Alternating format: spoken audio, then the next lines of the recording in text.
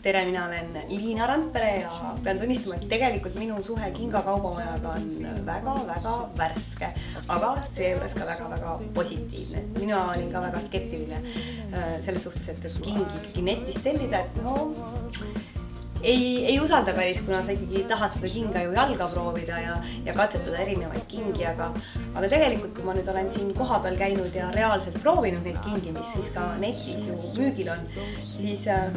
täpselt samamoodi nagu tavalises kingapoes. Mõni sobib, mõni ei sobi, aga noh, sa saad ju alati neid tagasi saata, saad ümber vahetada ja kui tõesti ükski king ei sobi, siis on ju võimalus ka raha täiesti tagasi saada, nii et tegelikult riskist ei ole siin juttugi. Ja üks asi, mis mulle veel eriti meeldib, lisaks laiale valikule nende igapäevastele saabastele kingadele on siin ka väga ekstravantseid kingi ja no ma arvan, et kui umbes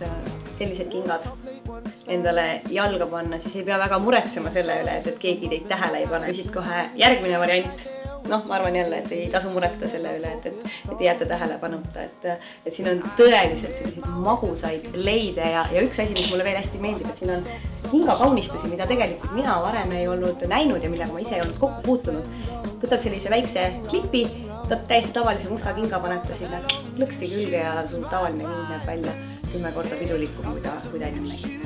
Nii et igal juhul mina arvan, et Kinga kaubamaja on täiesti selline äge ja super koht igale naisele ja tegelikult ka peredele, aga kuna mina siiski vaatan sellise moodsa naise pilgu läbi, siis minule on ikkagi see praegu esmatähtis ja kuna ma tean, et nad kogu aeg ka laienevad ja plaanivad kasvada Eesti kõige suuremaks veebipõhiseks Kinga kaubamajaks, siis no ma arvan, et on siin